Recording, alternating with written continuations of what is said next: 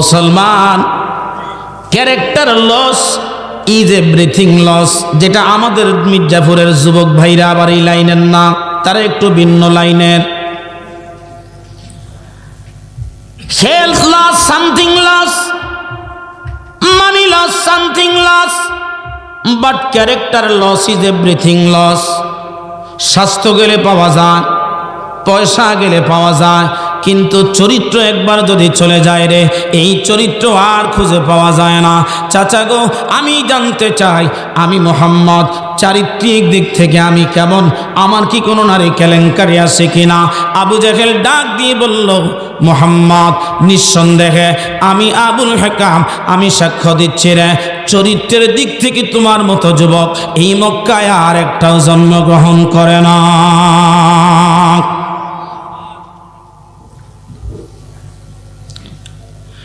এমন জীবন তুমি করিবে গঠন, মরিবে হাসিবে তুমি, কাঁদিবে ভুবন। মরিবে হাসিবে তুমি, কাঁদিবে ভুবন। প্রথম যেদিন তুমি এসেছিলে ববে, কেঁদেছিলে শুধু তুমি, হেসেছিল সবে। মানুষ হিসাবে ভালো, চরিত্রের দিক থেকে ভালো, জীবনে কোনোদিন মদ আমার নবী খায় নাই, কোনোদিন জুয়ার আড্ডায় বসে নাই, কোনো মানুষের ক্ষতি আমার নবী জীবনে করে নাই। চাচা গো, জীবনের একটা পরম সত্য কথা আজকের এই মাহফিলে আমি বলার জন্য আমি মুহাম্মদ সাল্লাল্লাহু আলাইহি ওয়াসাল্লাম আপনাদেরকে ডেকেছি। আল্লাহ আমাকে নবুয়ত দিয়েছেন, ওই নবুয়ত নিয়ে আমি এখন মক্কায় প্রচার করতে চাই। আল্লাহর নির্দেশে এই অন্ধকার সমাজকে আলোকিত করতে চাই। এই সমাজের মধ্যে যত অনাচার আছে আর অপবিত্র আছে, সমস্ত অপবিত্রতা আমি দূর করতে চাই গো।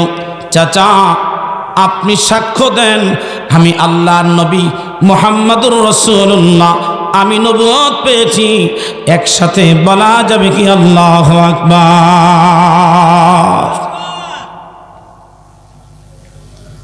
চরিত্র মানুষের বুঝেন, এজ এ ম্যান লাজবাব, কিন্তু না, নবীন নবুয়ত মানবে না।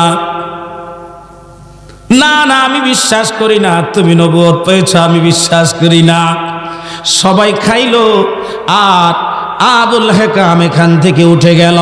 আবুল হেকাম উঠে যাওয়ার কারণে আল্লাহ পাক রব্বুল আলামিন ওই জ্ঞানীদের পিতার থেকে নাম কাটাইয়া আবু জাহেল আর জাহেলদের পিতার মধ্যে তার নাম লেখাইয়া দিল। তামাম পৃথিবীর মানুষ আজও পর্যন্ত তাকে ঘৃণা করে, ঘৃণা করে, ঘৃণা করে, ঘৃণা করে। আল্লাহু আকবার, লিল্লাহিল হামদু, বিসমিল্লাহির রাহমানির রাহিম।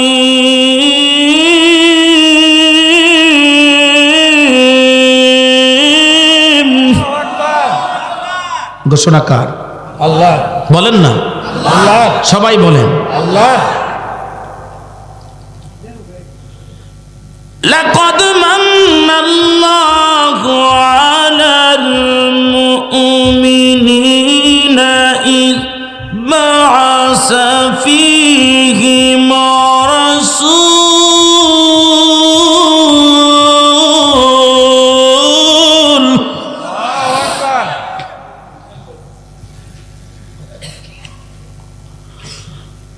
رسولا من أنفسهم يتلو عليهم آياتك ويعلمهم الكتاب والحكمة। খুশি না বেজার? তাহলে শুনতে ভালো লাগে? লাগে? কেমনে? হুদাই শুনতে ভালো লাগে, করতে যদি ভালো লাগতো সবার ঘরে প্রতিদিন তেলাওয়াত থাকতো। কি বাবা ঠিক নেই? হ্যাঁ, তো আজকে একটা ওয়াদা করেন, যারা তেলাওয়াত জানি না অন্তত সূরা ফাতিহা তো আমরা সবাই জানি, কথা কয় না? জানেননি? কারা কারা জানেন একটু হাত তুলে দেখান তো। আল্লাহ নারায়ে তাকবীর। আল্লাহ কবুল করেন, বলেন আমিন। ঘর থেকে যেদিন বের হবেন সকালবেলা, আল্লাহ যদি হায়াত দেয়, ফজরের নামাজের পরে যখন বের হবেন কাজের উদ্দেশ্যে, ওই সূরা ফাতিহাটা পড়ে 11 বার দুরূদ শরীফ পড়ে ঘর থেকে বের হন। খোদার কসম, আমি সিরাজি বলে গেলাম বাবা, দেখবেন ওই দিন কাজের মধ্যে বরকতটা আপনি নিজে দেখবেন।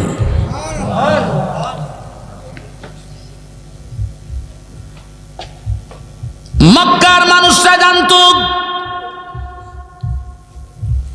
নবী ওই ব্যক্তি হবে যেই ব্যক্তির কোনো ঘর থাকবে না, সংসার থাকবে না, কোনো পরিচয় থাকবে না,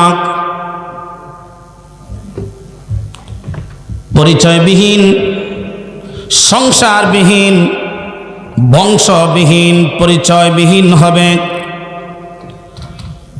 এমন একজন মানুষ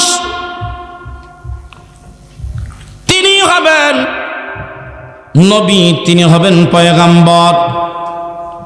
কিন্তু না, পয়গাম্বর হয়ে গেলেন এমন একজন মানুষ, তিনি মক্কার কুরাইশদের মধ্যে সবচেয়ে ভালো নেতা, ভালো বংশ, সবচেয়ে ভালো বংশ, সবচেয়ে ভালো নেতা তিনি হলেন আমার আপনার নবী মুহাম্মদুর রাসূলুল্লাহ। একসাথে বলুন সাল্লাল্লাহু আলাইহি ওয়াসাল্লাম। তিনি হবেন নবী যিনার কোনো বংশ পরিচয় থাকবে না, মানে আকাশ থেকে পড়বে, হয় একজন ফেরেশতা হবে, না হয় জিন জাতির মধ্যে হবে, মানব জাতির মধ্যে। এটা কি করে সম্ভব? এই জন্য তারা নবী মানে না। এবার দেখেন, কিছু বলতে, হ্যাঁ, এবার দেখেন বাবাজি, শুনে নেন, গভীর মনোযোগ লাগায়া দেন। নবীজি কোন বংশের হবে, কি পরিচয় হবে? আমার আল্লাহ ডাক দিয়ে বলেন, লাকাদ মান্নাল্লাহু আলাল মুমিনিন।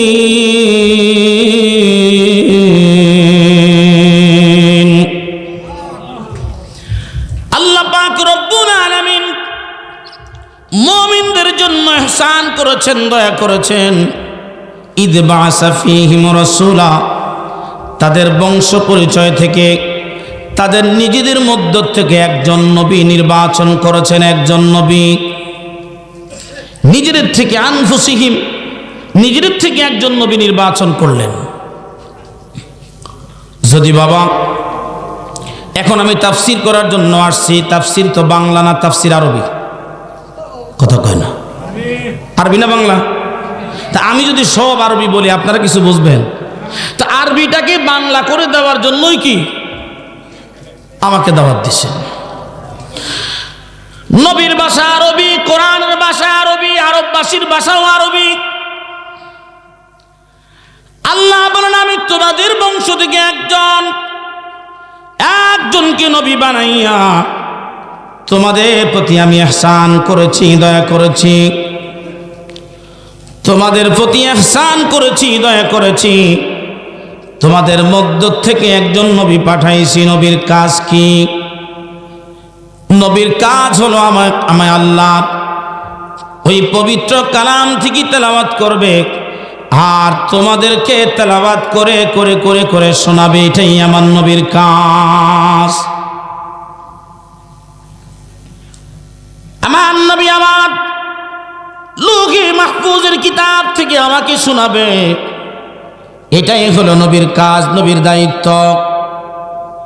শুনে নাও মুসলমান, আমার নবীজি একদিন দুদিন, এক পা দুপা করে করে করে করে করে করে করে করে তিনি আসলেন, দাওয়াত দিচ্ছে রে, কিন্তু না না, মানুষ তো এক ধারার মানুষ, অন্য ধারার কথা মানুষ এত সহজে শুনবে না।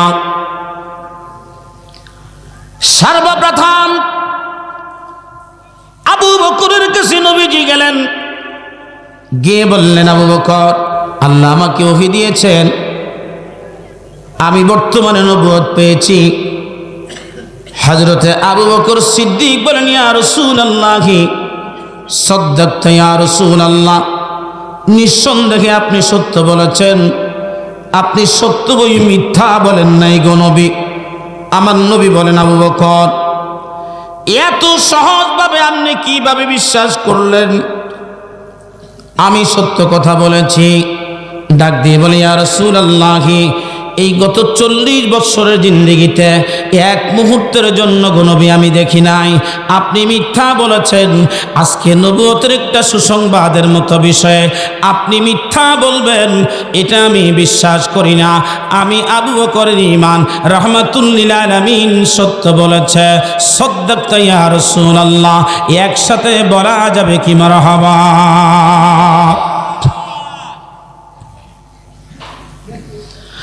ইয়া রাসূলুল্লাহ, ঘরে ঘরে দাওয়াত দেওয়া লাগবে।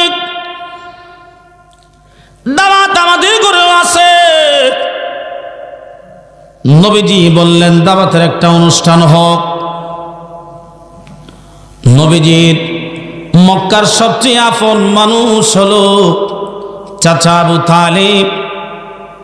আবু তালেবের কাছে প্রস্তাব করলেন, চাচা যান, আপনার ঘরের মধ্যে প্রথম অনুষ্ঠানটা হবে, মক্কার সমস্ত মানুষগুলিকে দাওয়াত দেন। সব নামি দামি মানুষগুলা দেখে দেখে দেখে দেখে আজকে দাওয়াত দেন। আমি মুহাম্মদ সাল্লাল্লাহু আলাইহি ওয়াসাল্লাম কিছু কথা বলবো গো। এবার সন্ধ্যাবেলা সূর্যোদয়ের পর আবু তালেবের ঘরের মধ্যে কিছু রুটি আর খাসির গোশত,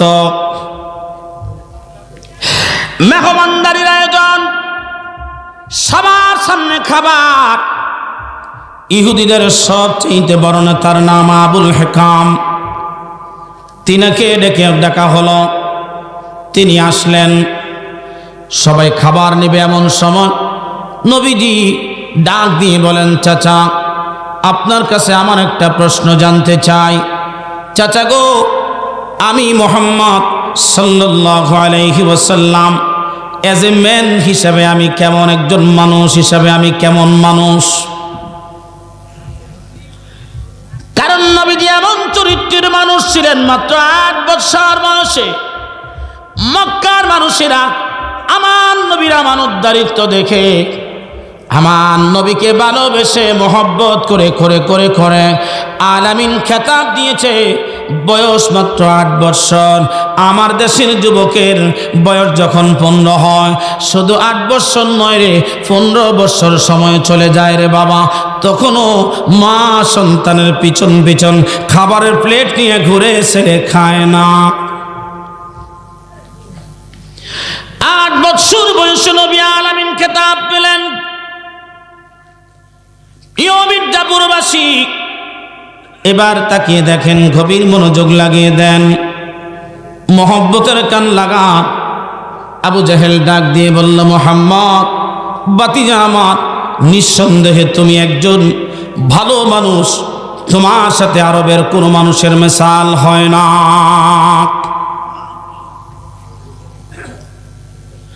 নিঃসন্দেহে তুমি একজন ভালো মানুষ, তোমার কোনো মিসাল হয় না। এবার ডাক দিয়ে বললেন, চাচা চরিত্রের ক্যারেক্টারের দিক থেকে আমি কেমন? কারণ হেলথ লস, সামথিং লস, স্বাস্থ্য যদি নষ্ট হয় এটা সাময়িক সমস্যা, কিছুদিন ট্রিটমেন্ট নিলে ঠিক হয়ে যায়। মানি লস, সামথিং লস, ব্যবসায় একবার লস খাইলে আবার লাভ হয়। আর নদীর যেমন জোয়ার বাটা আছে, ব্যবসার মধ্যে জোয়ার বাটা থাকলে রে ব্যবসার মধ্যে লাভ লস থাকে, এক সময় লস হয় আবার লাভ হয়। এটাই হলো ব্যবসার আসল নিয়ম। শুধু লাভ হইলে এটা ব্যবসা না, এটা সুদ। এটা কি? আর যেটার মধ্যে লাভও আছে লসও আছে, এটা কি? ব্যবসা। যেই নদীর জোয়ার নাই বাটা নাই, ওই নদী নদী না। আর যেই নদীর জোয়ার আছে বাটা আছে, আমার নবী বলেন ওই নদীর মধ্যে যত ময়লা পড়ুক, নদীর পানি পবিত্র জোয়ার বাটা থাকলে। জোয়ার বাটা আছে, নদী পবিত্র, জোয়ার বাটা নাই বন্ধ হয়ে গেছে, পানি বদ্ধ, পানি এখনো পবিত্র। মুসলমান, character loss is everything loss. যেটা আমাদের মির্জাপুরের যুবক ভাইরা আবার এই লাইনের না, তারা একটু ভিন্ন লাইনের। Health loss something loss, money loss something loss, but character loss is everything loss. স্বাস্থ্য গেলে পাওয়া যায়, পয়সা গেলে পাওয়া যায়, কিন্তু চরিত্র একবার যদি চলে যায় রে, এই চরিত্র আর খুঁজে পাওয়া যায় না। চাচা গো, আমি জানতে চাই আমি মোহাম্মদ চারিত্রিক দিক থেকে আমি কেমন? আমার কি কোনো নারী কেলেঙ্কারি আছে কিনা? আবু জাহেল ডাক দিয়ে বলল, মোহাম্মদ নিঃসন্দেহে আমি আবুল হাকাম, আমি সাক্ষ্য দিচ্ছি রে, চরিত্রের দিক থেকে তোমার মতো যুবক এই মক্কায় আর একটাও জন্মগ্রহণ করে না।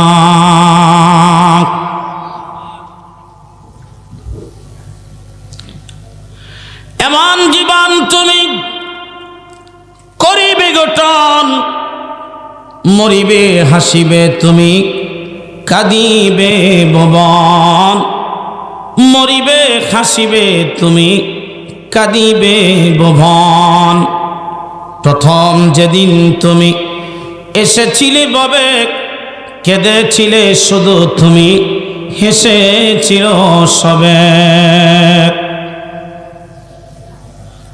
মানুষ হিসাবে ভালো, চরিত্রের দিক থেকে ভালো, জীবনে কোনোদিন মদ আমার নবী খায় নাই, কোনোদিন জুয়ার আড্ডায় বসে নাই, কোনো মানুষের ক্ষতি আমার নবী জীবনে করে নাই।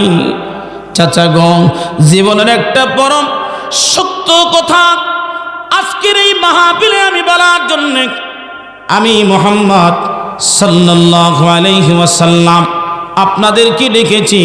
আল্লাহ আমাকে নবুয়ত দিয়েছেন, ওই নবুয়ত নিয়ে আমি এখন মক্কায় প্রচার করতে চাই।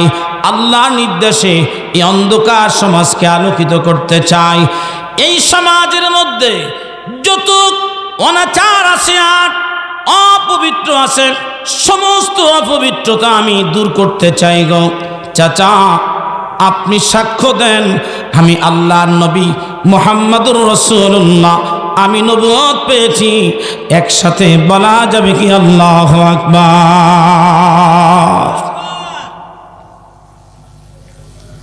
চরিত্র মানছে বুঝেন, এজ এ ম্যান লাজবাব, কিন্তু না, নবীন নবুয়ত মানবে না। না না, আমি বিশ্বাস করি না তুমি নবুয়ত পেয়েছ, আমি বিশ্বাস করি না। সবাই খাইলো আর আবুল হাকাম এখান থেকে উঠে গেল। আবুল হাকাম উঠে যাওয়ার কারণে আল্লাহ পাক রব্বুল আলামিন ওই জ্ঞানীদের পিতার থেকে নাম কাটাইয়া আবু জাহেল আর জাহেলদের পিতার মধ্যে তার নাম লেখাইয়া দিল। তামাম পৃথিবীর মানুষ আজও পর্যন্ত তাকে ঘৃণা করে, ঘৃণা করে, ঘৃণা করে, ঘৃণা করে।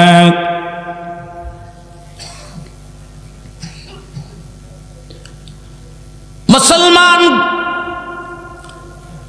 আমার নবীজি দ্বীনের জন্য কতই না পরিশ্রম করলেন। রাত্র গভীর হচ্ছে, আলোচনা সংক্ষেপ করে দিব বাবা। ছোট্ট একটা ঘটনা আপনাদের মাঝ থেকে, অনেক কিছু বলার ছিল, ছোট্ট একটা ঘটনা বলে আলোচনা শেষ করে দিব। নবীজি দ্বীনের দাওয়াত, কালিমার দাওয়াত ঘরে ঘরে ঘরে ঘরে পৌঁছিয়ে দিচ্ছেন। আর আবু জাহেল বারবার মক্কার মানুষদেরকে ডেকে ডেকে বলে, খবরদার মুহাম্মদের কাছে যেও না, যত ক্ষমতা আছে সমস্ত ক্ষমতা আমার। নবীর ব্যাপারে সে প্রয়োগ করতেছে, কোনো ক্ষমতায় কাজ হয় না। দূর দূরান্ত থেকে মানুষ নবীর দরবারে আসে, কিন্তু হুকুম হলো বাহির থেকে কোনো কাফেলা যদি মুহাম্মদের কাছে আসে, আবু জাহেলের কাছ থেকে অনুমতি নেওয়া লাগবে। একটা কাফেলা আসছে, উট বিক্রি করবে মক্কার বাজারে। আবু জাহেল বলেন, অথবা সাহাবা তারা বলেন, উত্তম উট যিনি কিনতে পারে তিনি হলেন আবুল হাকাম, আমাদের নেতা। এবার উট কিনছে, টাকা দেয় না। বলে, তোমার উট কিনতে পারি এক শর্তে, টাকা দিতে পারি এক শর্তে। এই মক্কার মধ্যে একটা এতিম সন্তান আছে রে, তার কাছে যাওয়া যাবে না, তার নাম মুহাম্মদ। এই লোকটা কিন্তু জানতো না আমার নবীকে, নবীর গুণ কি, নবীর কাজ কি জানতো না, বাহিরের মানুষ। সব জায়গায় যাইবা, এখানে তুমি যাইতে পারবা না। এবার দেখেন তাকায়া, বন্ধু মুসলমান, ওই লোকটা এখন উট তো কিনে নিয়ে গেছে বাড়িতে, কিন্তু টাকা দেয় না। একদিন যা, দুদিন যা, 3 দিন যা। এবার চিন্তা করলো, আহারে টাকা তো মেরে দিছে মনে হয়, টাকা তো দিবে না, আমার হাদিয়া তো দিবে না, কি করব? আমার বাচ্চা কাচ্চা নিয়ে শহরের মধ্যে কার বাড়িতে আমি থাকব? এবার আবু লাহাবের কাছে গেলেন, যাওয়ার পরে বলে, কার এত বড় সাহস এই মক্কার জমিনে তোমার উট কিনছে, টাকা দেয় নাই, কে সে? যেই মাত্র নাম বলছে এরা কয় সম্ভব না, রং নাম্বার, কারণ তারা তো তাকে সাহায্য করতেছে। এবার দেখেন বাবা আমার বাইরা রে, এবার নবীজি জানতেন না এই লোকটা 3 দিন পরে খুঁজতে খুঁজতে খুঁজতে খুঁজতে বাইতুল্লাহর মধ্যে গেলেন, গিয়ে দেখতেছে একজন মানুষ, সুন্দর চেহারার মানুষ। নবীকে দেখলে কাফির হোক, মুশরিক হোক, আর যেই হোক না কেন রে, আমার নবীর চেহারা মোবারক দেখলে মায়া লেগে যেত। নবীজিকে দেখে নবীজির দরবারে চলে গেলেন। এখনো পরিচয় হয় নাই, কে মুহাম্মদ, কে তিম নবী, এখনো পরিচয় হয় নাই। ডাক দিয়ে বলেন, আপনাকে দেখে ভালো মানুষ মনে হয়, আপনি আমার একটা উপকার করে দিবেন, একটা ন্যায় বিচার করে দিবেন। বলে, মক্কায় আমি তো আমার থাকার জায়গা নাই, আমি তো পথে পথে গড়ি, কি উপকার তোমার করব? বলে, এই মক্কার একজন নেতা আমার থেকে উট কিনছে, 3 দিন হয়ে গেছে, কিন্তু আমার উট ফেরত দেয় না, টাকাও দেয় না, উটও দেয় না। আমি কয়েকজনের কাছে বিচার দিলাম, আমার বিচারও করে না। ডাক দিয়ে বললেন, কে সে? নাম বলার পরে নবীজি বললেন, তুমি আমার সাথে আসো। যাওয়ার পরে আল্লাহর হাবিব একটা ডাক দিলেন, আবুল হাকাম বলে গর্জন দিয়ে বাঘের শুরুতে তার বাড়ির মধ্যে গেলেন। বাঘ যেভাবে মানুষকে থাবা দেয়, হিংস্র পশুকে থাবা দেয়, ঠিক একইভাবে কঠোর রক্ত লাল চোখে তার কাছে যাওয়ার পরে সে বললেন, না না, আর দেরি হবে না, 1 মুহূর্তের মধ্যেই আমি তার পাওনা পরিশোধ করায় দিব। একসাথে বলা যাবে কি মারহাবা? ডাক দিয়ে বলেন, কে তুমি, কি তোমার পরিচয়, তুমি কতদিন এখানে থাকবা? বলে, আমি একজন মুসাফির। 3 দিন আগে আমাকে বলছে এই মক্কার মধ্যে একজন যুবক আছে, নাম তার মুহাম্মদ, তার কাছে আমি যেতে পারবো না। আহারে যদি তাকে একটু দেখতাম। এবার তাকিয়ে দেখতেছে আমার নবীর চোখ মুবারক থেকে ঝর্ণার মতো পানিগুলি পড়তেছে। বলে, ঘটনা তাই নাকি? বলে, হ্যাঁ। তুমি কি পারবে যুবক ওই মুহাম্মদের কাছে আমাকে একটু নিয়ে যাইতে? উনি নাকি নতুন একটা ধর্মের দাওয়াত দিচ্ছে, আমি তার সেই ধর্মের মধ্যে আমি যেতে চাই, ওই ধর্মের বায়াত আমি গ্রহণ করতে চাই। আমার নবীজি নিজের পরিচয় দিলেন না, পরিচয় না দিয়ে ডাক দিয়ে বলেন, গত 3 দিন ধরে তুমি তোমার পরিবার নিয়ে মক্কায় কোথায় থাকো বলো। ডাক দিয়ে বলে, আমি মক্কার পথে পথে তাবু করে আমি থাকি, কারো ঘরের মধ্যে আমাকে জায়গা দেয় না, অপরিচিত মানুষ। বলে, তুমি যাইবা কিভাবে, যাইবা কোথায় যাবা? ডাক দিয়ে বলেন, আমি তায়েব থেকে এসেছি যুবক, তায়েবের রাস্তা আমাকে দেখিয়ে দাও। এবার তিনি তায়েব চলে যাবে। নবীজির সবচেয়ে কষ্টের জায়গা হলো তায়েব শহর। ওই শহরের মধ্যে জমিন থেকে প্রায় 16,000 ফিট উপরে, কেউ বলেন 26,000 ফিট উপরে, অনেক উপরে তায়েব শহর। এই তায়েব শহরের মধ্যে ওই যুবকের বাড়ি। আমার নবী ওই শহরের মধ্যে যাওয়ার পরে নবীজিকে অনেক বেশি মানলেন, রক্তাক্ত অসুস্থ হয়ে গেলেন নবী। প্রিয় হাজিরিন, যুবক ডাক দিয়ে বলি, আমাকে একবার মুহাম্মদের সাথে দেখা করিয়ে দাও, আমি দেখতে চাই। নবীজি বলেন, কি প্রয়োজন তোমার? তোমাকে তো নিষেধ করা হয়েছে মুহাম্মদের সাথে দেখা করতে।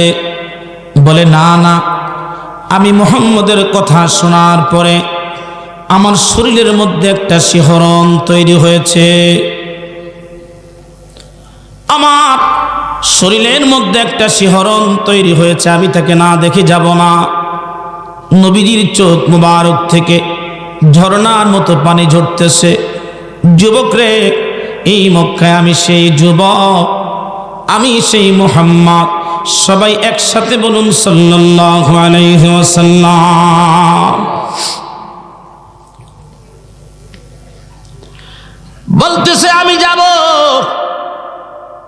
আমার জন্মস্থান, আমার বাড়ি তায়েফে আমি যাব, কিন্তু আমি শুনেছি আপনি সেই নাকি যুবক যিনি এই মক্কায় নতুন একটা ধর্মের দাওয়াত দিচ্ছেন।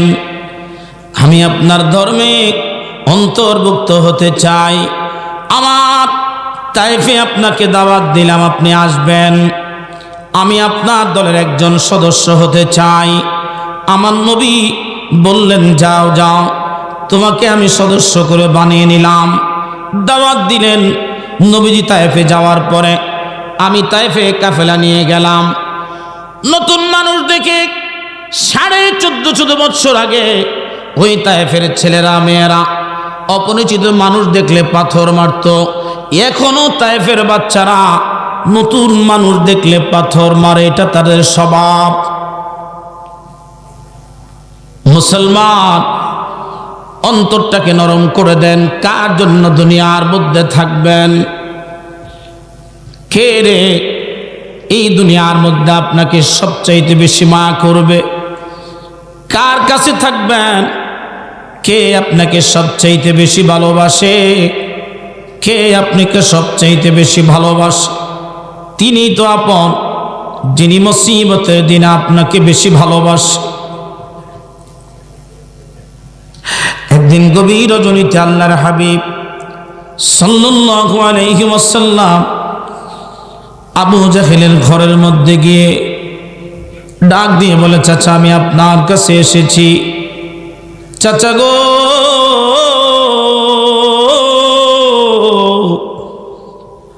এই রাতের অন্ধকার, বাড়ির সব মানুষ ঘুমিয়ে গেছে গো চাচা। এই গভীর রজনীতে আমি মুহাম্মদ আপনার ভাতিজা করে পিঠে করে আপনি আমাকে মানুষ করেছেন গো চাচা। আমি মুহাম্মদ চাই আপনি আমার জন্য না, আমার মহান প্রতিপালক আল্লাহর জন্য আপনি একটু কালেমাটা পড়ে নেন গো চাচা। কেউ দেখবে না, কোনো মানুষ দেখবে না গো বাবা, কোনো মানুষ দেখবে না, কেউ দেখবে না। রাতের অন্ধকারে আপনি একবার কালেমা পড়েন, আমি মুহাম্মদ ময়দানে মাহাশারে আপনি চাচার জন্য আমি দরখাস্ত করব, আমি দোয়া করব। সমস্ত ঘুমন্ত মানুষগুলিকে জাগাইয়া আবু জাহেল ডাকলেন আর বললেন, আমার ভাতিজা মুহাম্মদ কালেমার দাওয়াত দিতে আমার কাছে এসেছে, কালেমার স্বাদ মিঠিয়ে দাও। সমস্ত মানুষগুলি মারতে আরম্ভ করেছে, মারতে মারতে মারতে মারতে মারতে মারতে সমস্ত শরীরটা ক্ষত বিক্ষত করে দিয়েছে। আমরা দেখবেন মৃত্যু নিশ্চিত হওয়ার জন্য মানুষের বুকে হাত দিই, মানুষের হৃৎপিণ্ডটা লড়াচড়া করে কিনা, নাকে হাত দেই নিঃশ্বাস আছে কিনা, এবার শিরার মধ্যে হাত দেই শিরা চলে কিনা, চতুর্দিক থেকে তারা পরীক্ষা নিরীক্ষা করে শিওর হয়ে গেলেন আল্লাহর নবী মুহাম্মদ সাল্লাল্লাহু আলাইহি ওয়াসাল্লাম দুনিয়ার মধ্যে আর নাই রে, বিদায় নিয়েছে কুতলা মুহাম্মদ। রাতের অন্ধকারে আমার নবীকে নিয়ে বাড়ির বহু দূরে পাহাড়ের কুচিতে নবীকে ওই অবস্থায় ফেলে দিয়া বাড়িতে চলে আসছে। আমার পরের ভাইরা, এমন সময় আম্মা জান খাদিজাতুল কুবরা রাদিয়াল্লাহু তাআলা তিনি হর্নে হইয়া নবীকে খুঁজতেছেন, কারণ আম্মা জান খাদিজা জানতো রে আমার নবীজির বড় শত্রু, যতক্ষণ পর্যন্ত নবী ঘরে না আসতো মা খাদিজা কোনোদিন ঘুমায় নাই ঘুমায় নাই ঘুমায় নাই। মা খাদিজা কোনোদিন নবীকে ছাড়া রাতে ঘুমাইতো না। রে মুসলমানেরা, মক্কার সবচেয়ে উঁচু পাহাড় হলো জাবলে নূর, যেই পাহাড়ের মধ্যে কোরআন নাজিল হয়েছে। আম্মাজান খাদিজাতুল কুবরা প্রতিদিন 2 বার, কোনোদিন 3 বার নবীর জন্য খাবার, রুটি, দুধ নিয়ে যাইতো। নবীজি দানমগ্ন থাকতেন আর সেখানে বসে বসে বসে বসে হযরত জিবরাইল আমিনের সাথে ক্লাস করতেন। আম্মাজান খাদিজাতুল কুবরা একদিন অসুস্থ, এমত অবস্থায় চিন্তা করতেছেন মক্কা থেকে অনেক দূর, প্রায় 7 কিলোমিটার দূরে নবীজির সেই জাবলে নূর পাহাড়। ওই জাবলে নূর পাহাড় জমিন থেকে 4000 ফিট উপরে। প্রতিদিন 2 বার, কোনোদিন 3 বার আম্মাজান খাদিজাতুল কুবরা যাইতেন রে। একদিন তিনি বড় অসুস্থ, যেতে পারেন না, খুব কষ্ট করে ক্লান্ত শান্ত অবস্থায় কেঁদে কেঁদে কেঁদে কেঁদে বলে, নবী গো, আমি যদি না আসি গো নবী, খেয়ে আপনার জন্য খাবার নিয়ে আসবে, এই জন্যে আমি খাদিজা কষ্ট স্বীকার করে আপনার জন্য খাবার নিতে আসছি। আল্লাহর নবী আম্মাজান খাদিজাকে দেখে মুস্কি মুস্কি হাসে। আম্মাজান খাদিজাতুল কুবরা মনে মনে একটু রাগ করলেন। কিছুক্ষণ পরে নবীজি বলেন, খাদিজা, আমি নবী কি জন্য হাসছি তুমি কি জিজ্ঞাসা করলে না? বলে, না না ইয়া রাসূলুল্লাহ, আমি খুব কষ্ট পেয়েছি গো নবী আপনি হাসছেন দেখে। আজকে আমার এত কষ্ট হয়েছে আসতে, আমি অসুস্থ আপনি জানেন, কিন্তু আমি জানি আমি না আসলে এই পাহাড়ের চূড়ায় কেউ আপনার জন্য খাবার নিয়ে আসতো না। আপনি যদি না খান, কে আপনার জন্য খাবার নিয়ে আসবে? কষ্ট পাবেন গো নবী, এই জন্য খাবার নিয়ে আসছি। ইয়া রাসূলুল্লাহ, আপনি হাসলেন। আল্লাহর নবী ডাক দিয়ে বলে, খাদিজা রে, এই জন্য হাসলাম।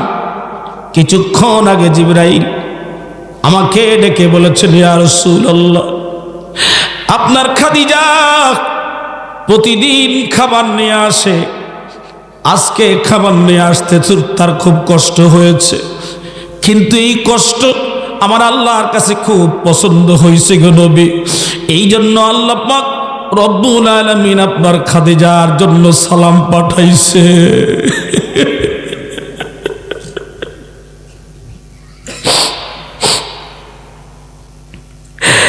মক্কার ঘরে ঘরে রাহমাতুল লিল আলামিনকে আম্মা জান খাদিজা খোঁজে, কোথাও না।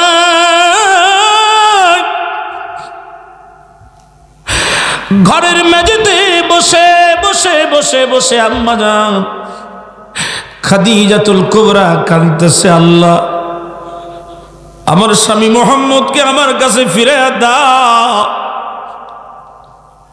আমার আর ভালো লাগছে না, আমার স্বামী মুহাম্মদের মনে হয় কোনো কষ্ট সমস্যা হয়েছে। এশার নামাজের পরে আমার হুজরার মধ্যে আসে, কি জন্য গো আজকে আসে না, কারণ কি?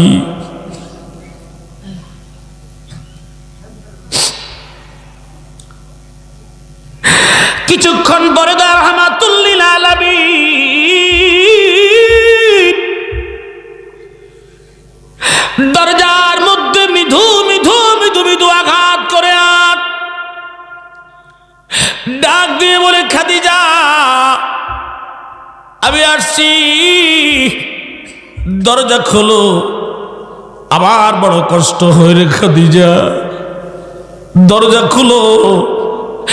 আম্মা জান খাদিজা দরজা খুলে দেখে রে রাহমাতুল লিল আলামিনের মাথায় রক্ত, জামায় রক্ত, সমস্ত শরীরটা ক্ষত বিক্ষত করে দিয়েছে। ডাক দিয়ে বলে, হুজুর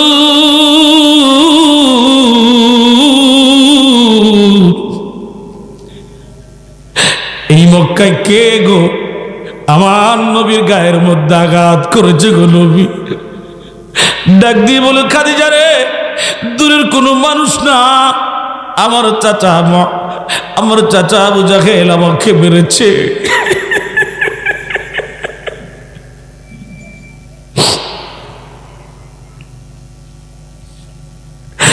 আমার চাচা আবু জাহেল, তার বাড়িতে আমি কালিমার দাওয়াত দিতে গিয়েছিলাম।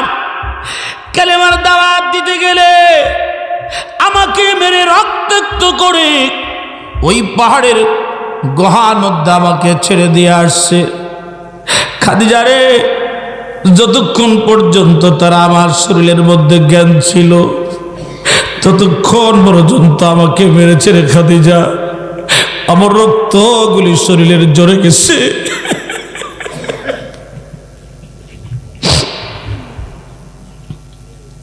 মির্জাপুরের মুসলমানেরা রে, তোমাদের হাতে ধরে পায়ে ধরে বলি, বড় কষ্টের দিন এই বাংলাদেশে বসে আমরা আজকে পেয়েছি।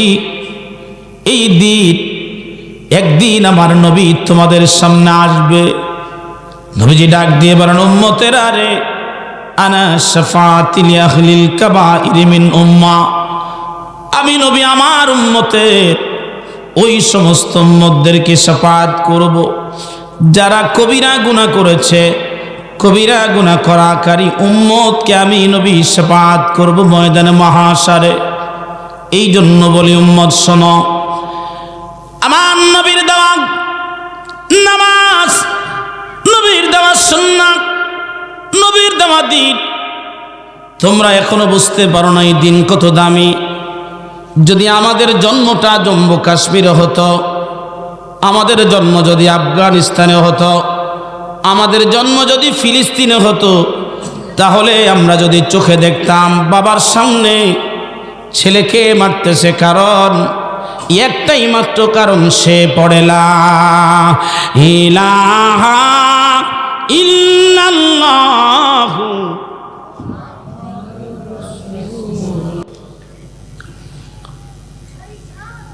ইয়া রাসূলুল্লাহ, আল্লাহ আমাকে দাহান দিয়েছে, জবান দিয়েছে আপনি হাবিবের কারণে। সুবহানাল্লাহ বলেন না। আশিকে রাসূলরা যা পায় সব নবীর বদৌলতে পায়, এটা আমাদের কাছে একটু খারাপ লাগে। बदन में हिजाब तुम्हारे लिए, নবী গো আইয়ামি জাহিলিয়ার মানুষ পোশাক পরে নাই, উলঙ্গ অবস্থায় থাকতো। আপনি এসে ঘোষণা করলেন, قال النبي صلى الله عليه وسلم الحياء شعبة من الإيمان, লজ্জা ইমানের অঙ্গ। আপনি নবীর উসিলায় সেদিন মানুষ পোশাক পরতেছে। একটু খেয়াল করেন, এখানে আমরা যারা বসা, কত সুন্দর পোশাক, দিনই পোশাক পরে, টুপি পরে ম্যাক্সিমাম মানুষ আজকে আমরা আসছি, আলহামদুলিল্লাহ বলেন না। এই যদি পোশাক না থাকতো অবস্থাটা, জিনিসটা কেমন হইতো কোন দেখি।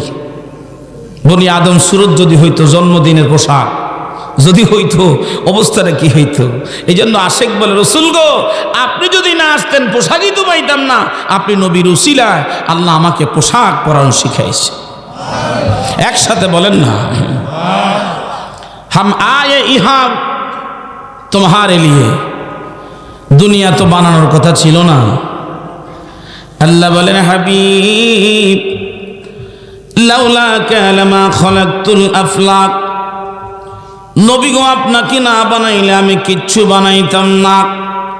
আশেক ডাক দিয়ে বলে, নবী গো আপনি যদি না আসতেন আমি হইতাম না, আমার কিচ্ছুই হইতো না। সূর্য হতো না, চন্দ্র হতো না, সূর্য হতো না, চন্দ্র হতো না, জমিন হতো না, পাহাড় হতো না, সাগর হতো না, কিছুতে কিছুই হতো না গো নবী। ইয়া রাসূলুল্লাহ উঠে বি উহা তোমারে নিয়ে। মায়ার নবী গো আমি জান্নাতি না জাহান্নামী, আপনি চাইলেই দুনিয়ার মধ্যে আমার বিচার করতে পারতেন। কথা কয় না, পারত কি না? আমি জান্নাতি হইলে জান্নাতে, আর জাহান্নামী হইলে কি কবরই আলাদা হইত। ঠিক না ভাই? ঠিক। কাফিরদের কবর কি মুসলমানদের কবরের সাথে? মিনিমাম 5 কিলোমিটার দূর। কারণ কাফিরদের কবর আছে কবর জাহান্নাম, ফি নারি জাহান্নাম খালিদিনা ফিহা আবাদা, আর মুমিনদের কবর হলো জান্নাত। একসাথে বলেন আল্লাহু আকবার। এই জন্য জান্নাত আর জাহান্নাম দুইটা পাশাপাশি থাকলে ঝামেলা।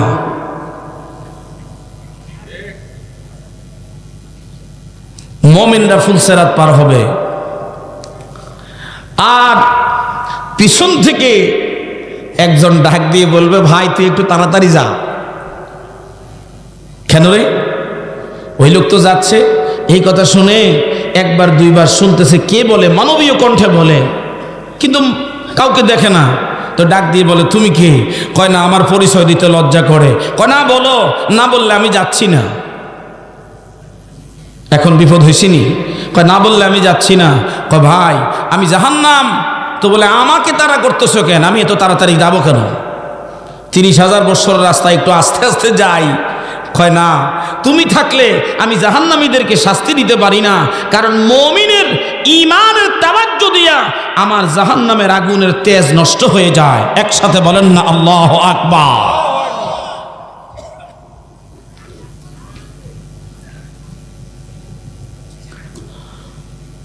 उठे भी वहां तुम्हारे लिए या रसूल अल्लाह,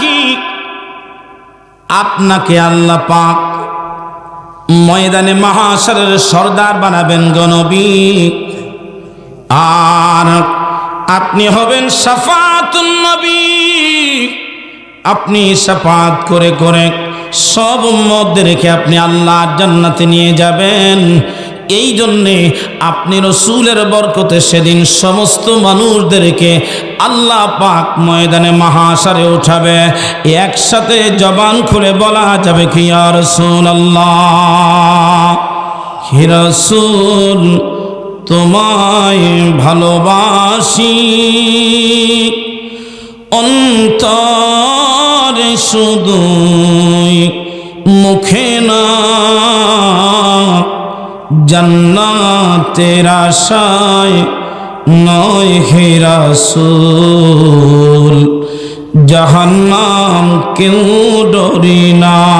হাদিসে কারিমার মধ্যে এসেছে দুই বগল নবীর দেখা যাচ্ছে, এইরকম উঁচা করে দিয়ে জান্নাতুল বাকিতে 14ই শাবান রাত্রিতে কবরবাসীদের জন্য দোয়া করছে।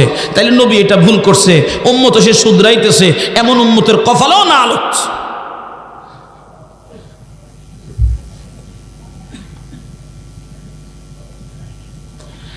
আপনার ইন্তেকালের পরে যদি আপনি দোয়ার গাছ লাগাইতে চান, একটা আম গাছ এক পুরুষ লাগাইয়া 4 পুরুষ পর্যন্ত আম গাছের আম খায়। গাছ বুড়া হোক কিন্তু আমের স্বাদ নষ্ট হয় না, আরো ফুক্ত হয়। মুসলমান একটা ছেলে একটা মেয়েকে আলেম বানান, আপনার সন্তানকে প্রতিদিন কমপক্ষে একবার আপনার বাবার কবরের সাথে করে নিয়ে যান।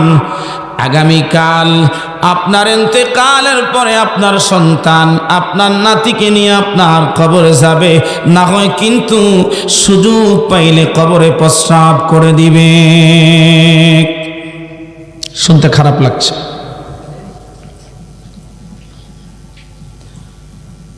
একজন মা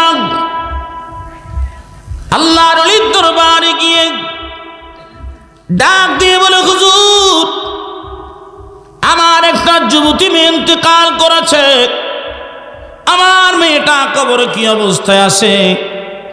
আমি তো জানি না মেয়েটা কি অবস্থায় আছে, একটু যদি বলে দিতেন। আল্লাহর ওলি বললেন, মা আমি যদি বলি তোমার বিশ্বাস হতেও পারে নাও হতে পারে। ও মা তুমি একটা কাজ করো, আমি তোমাকে একটা আমল শিখাইলাম, এ আমল তুমি করো। যদি তুমি আমলটা করতে পারো, তুমি ঘুমের ঘরে দেখবা কবরের মধ্যে তোমার মেয়েটা কি অবস্থায় আছে, তুমি নিজেই দেখবা।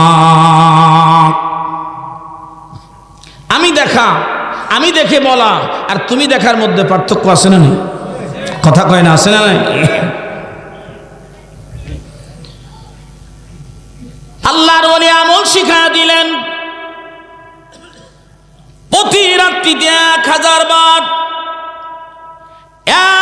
বার আল্লাহর হাবিবের উপরে দুরূদ শরীফ পড়ে নজরানা দিয়া ডান কাতে ওযু সহ ঘুমাবে। যদি ওযু সহ ঘুমায় রে, ওই ঘুমের ঘরের মধ্যে তার মেয়েটাকে সে দেখতে পাবে কি অবস্থায় আছে, জান্নাতে না জাহান্নামে।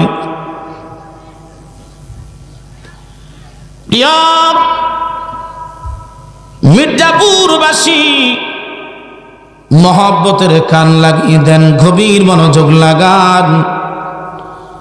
এবার একদিন রাত্রে মা স্বপ্ন দেখতেছে মেয়েটা আল্লাহর জাহান্নামে পড়ে পড়ে মা মা মা মা বলে চিৎকার করতেছে।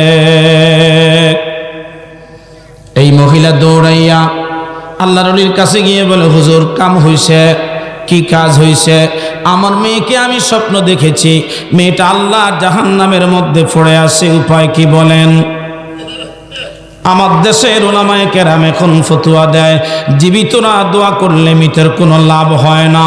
আল্লাহর ওলি আরেকটা আমল শিখাইয়া দিলেন, মা তুমি তোমার সন্তানের জন্য দোয়া করো, তুমি দেখতে পাবে আল্লাহ পাক তাকে জাহান্নাম থেকে মুক্তি দিয়া জান্নাতে পাঠিয়ে দিছে।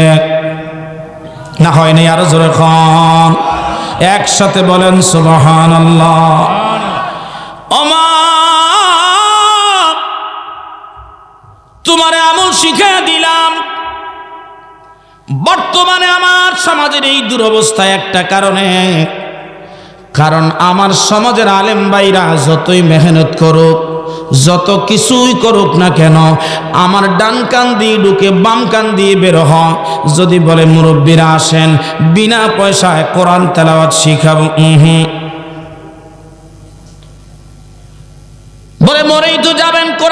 ব্যাপারটা শিখে যান। ঘরের মধ্যে একটু কোরআন তেলাওয়াতের ব্যবস্থা করেন। না না, অথচ দিনের পর দিন চায়ের দোকানে বসে থাকে, ফুলায় বিদেশ থেকে টাকা পাঠায়। দিনের পর দিন চায়ের দোকানের সময় হয়, আল্লাহর কোরআন শেখার জন্য মসজিদে একটু জায়গা হয় না, সময় হয় না। মুরব্বী বাবাজিরা, আমরা যখন ছোট ছিলাম আমাদেরও দাদা ছিল, বড় আব্বারা ছিল, তাদের কোরআন তেলাওয়াতের কারণে, তাদের জিকিরের শব্দের প্রকট শব্দের কারণে আমাদের সেদিন ঘুম ভেঙে গেছে। ঘরের কি মহিলা, কি নারী, কি পুরুষ, কি বাচ্চা, কি নাবালক, দুধের বাচ্চা পর্যন্ত মুরব্বীদের জিকিরের শব্দে উঠে গেছে। এখন আর আমাদের এলাকায় কোনো মুরব্বী টুরব্বী নাই, সব জওয়ান।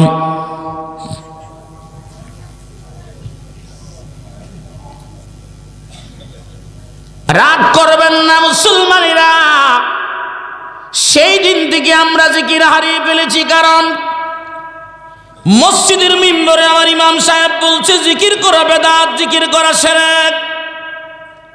খবরদার, জোরে জোরে জিকির করবা না, আস্তে আস্তে জিকির করো।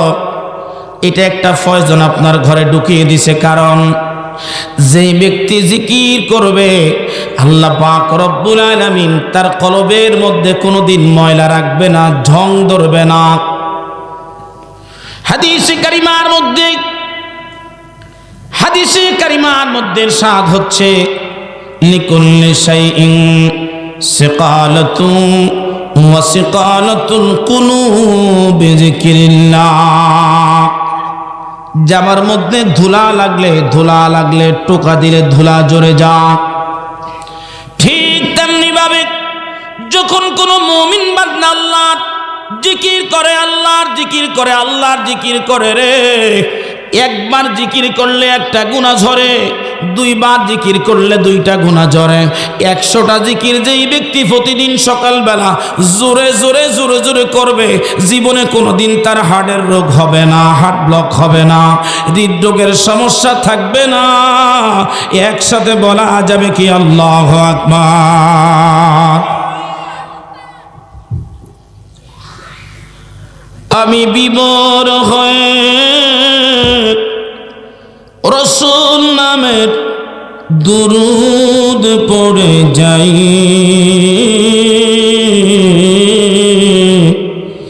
এ নামের মাঝে কি যেন এক শান্তি খুঁজে পাই। এ নামই আমার গলার মালা, এ নাম জপি মোর জুড়াই জ্বালা। ঠিক না বে ঠিক? এ নামই আমার গলার মালা, এ নাম জপি মোর জুড়াই জ্বালা।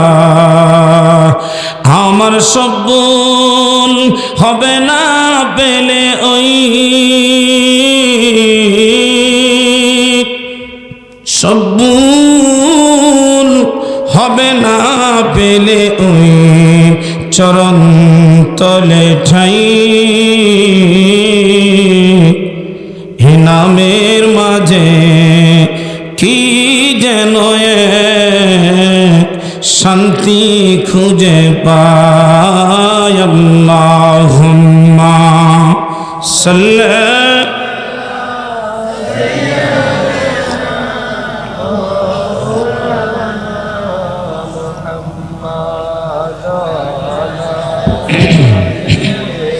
সাইয়্যিদিনা।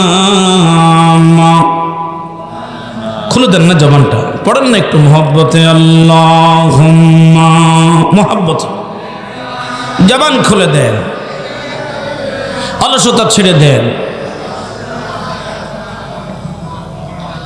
ওয়া আলা আলি সাইয়্যিদিনা।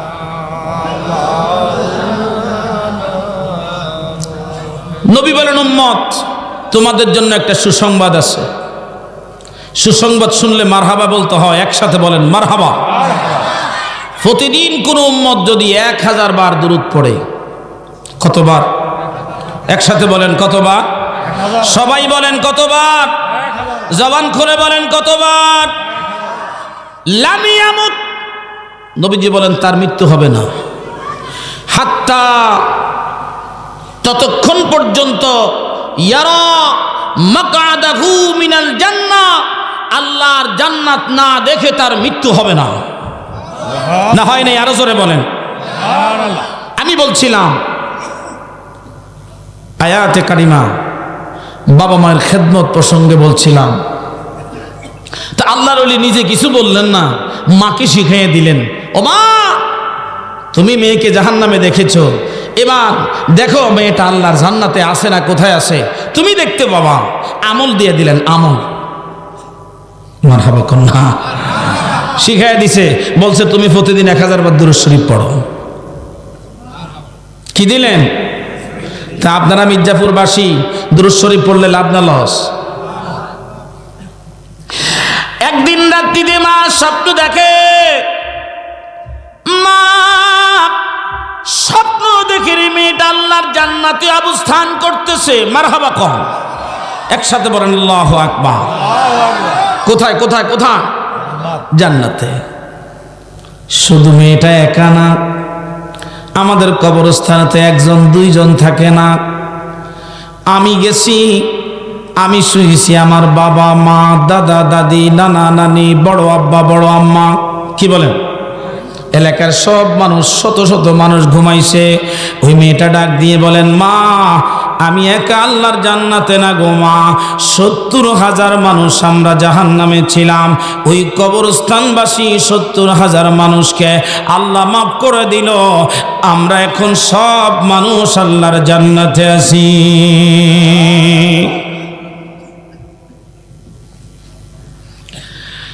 ও মা, কেমনে তুমি জান্নাতে গেলা? কারণ কি? ডাক দিয়ে বলে, মা এই কবরের পার দিয়ে আল্লাহ একজন মাহবুব বান্দা যাচ্ছিলেন, আর ওই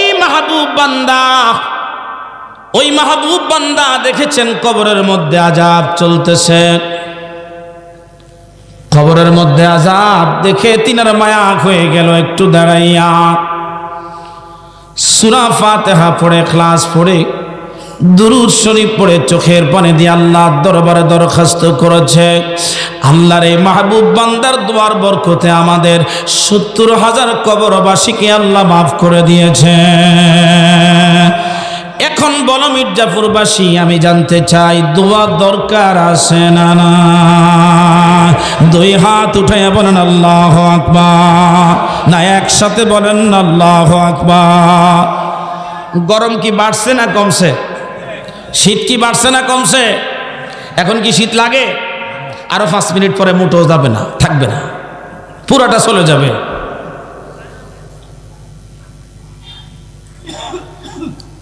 আমার মির্জাপুরবাসী মহাব্বতের কান লাগিয়ে দেন, নবীজি কবরের পাশ দিয়ে যাক। সাহাবায়ে কেরামদেরকে বললেন, সাহাবীরা দাঁড়াও, এই কবরে একজন মানুষের কবরে দোয়া কম আযাব হচ্ছে রে, দাঁড়াও দাঁড়াও, আমি নবী তার জন্য একটু দোয়া করব, দাঁড়াও। এবার নবীজি দাঁড়াইয়া যেই মাত্র হাত তুলবেন, জিবরাইল আমিন দাঁড়িয়ে গেছে, ইয়া রাসূলুল্লাহ এই মাইয়েতের জন্য আপনি নবী দোয়া করবেন না, কারণ আপনি যখন হাত উঠান আমার আল্লাহ পাক আপনার হাত ফিরিয়ে দিতে লজ্জা হয়। নবী গো, আপনি তার জন্য দোয়া করবেন না গো নবী। কেন রে জিবরাইল, কি জন্য আমি দোয়া করব না? কারণ কি জন্য আমি দোয়া করব না? ডাক দিয়ে বলি, ইয়া রাসূলুল্লাহ এই যুবক তার মায়ের মনে কষ্ট দিয়েছে। ও মির্জাপুরবাসী যুবক ভাইরা শুনে নাও, চাঁদপুরের যুবকরা রে শোনো, যুবক মায়ের মনে কষ্ট দেওয়ার কারণে মা যতক্ষণ পর্যন্ত ক্ষমা না করবে রে, আমার নবী বলেন হুমা নারুকা ওয়া জান্নাতুক, মা বাবা তোমার জান্নাত, মা বাবা তোমার জাহান্নাম, মা বাবা তোমার জান্নাত, মা বাবা তোমার জাহান্নাম। মা খুশি আল্লাহ খুশি, মা বেজার আল্লাহ বেজার। মা খুশি আল্লাহ খুশি, রিদর রব্বি ফি রিদাল ওয়ালিদাইন, মা খুশি আল্লাহ খুশি, ওয়া সাখাতার রব্বি ফি সাখাতাল ওয়ালিদাইন, মা বাবা বেজার আমার আল্লাহ বেজার।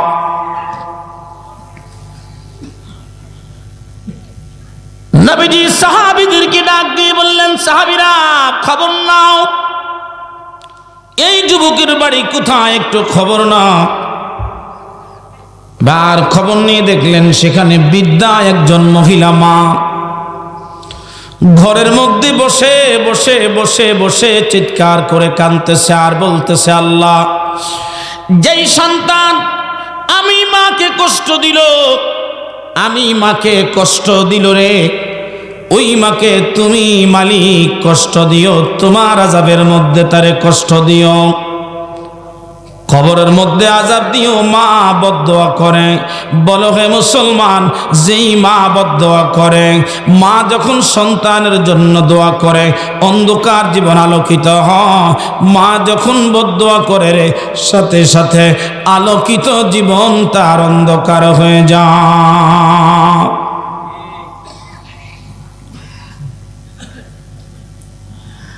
মা দোয়া করলে আলোকিত জীবন, আলোকিত জীবন অন্ধকার হয়। মা দোয়া করলে অন্ধকার জীবন আলোকিত হয়।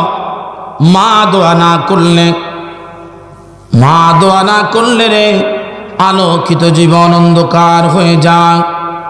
মহব্বতের কান লাগায় দেন। নবী এই দৃশ্য দেখে ডাক দিয়ে বলে, বুড়িমা তোমার সন্তান কবরের মধ্যে বড় আযাবের মধ্যে আছে রে মা, তুমি তোমার ছেলেটাকে মাফ করে দাও।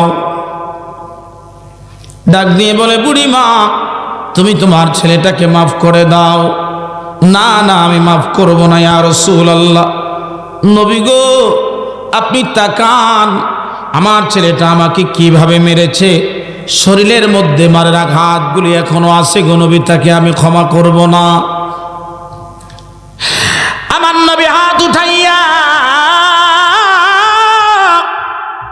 আল্লাহর দরবারে ডাক দিয়ে বলেন, আল্লাহ এই মায়ের অন্তরের চক্ষু খুলে দাও, মায়ের অন্তরের চোখ দিয়ে মা দেখুক তোমার জাহান্নামের মধ্যে পড়ে ছেলেটা মা মা মা মা করে চিৎকার করতেছে, মা একটু দেখুক। কারণ পৃথিবীতে এমন কোনো মা নাই রে সন্তানের কষ্ট দেখে সহ্য করতে পারে। আমার নবী দোয়া করতে দেরি রে মায়ের অন্তরের চক্ষু আল্লাহ খুলে দিয়েছে। মায়ের অন্তরের চক্ষু খোলা, মা দেখে চতুর্পাশে জাহান্নামের আগুন জ্বলছে। ওই মা দৌড়াইয়া কবরের পাশে যাইয়া আল্লাহর দরবারে ডাক দিয়ে বলে, আল্লাহ আমি কষ্ট পেয়েছি, সন্তানের জন্য বদদোয়া দিয়েছি, ও মালিক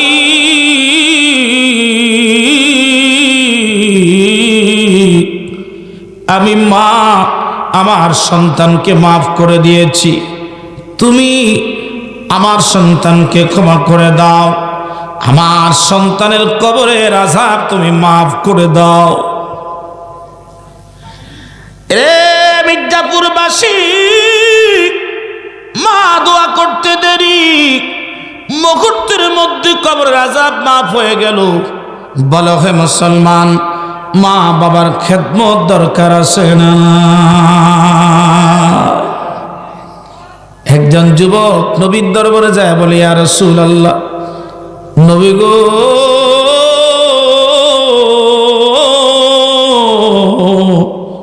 ইয়া রাসূলুল্লাহ, মায়ের নবীজি আমার তো মা নাই গো নবী, আমি কার খেদমত করব, কার খেদমত করে আমি ধন্য হব, মা নাই। আমার নবী ডাক দিয়ে বলেন, যুবক রে, তোর কি ঘরে মা, তোর কি ঘরে খালাম্মা আছে নাকি? বলে হ্যাঁ আছে। অনেক সময় দেখবেন ফিটাফিটি বোন যদি হয়, খালাম্মার সুরত কিছুটা মায়ের মধ্যে চলে আসে।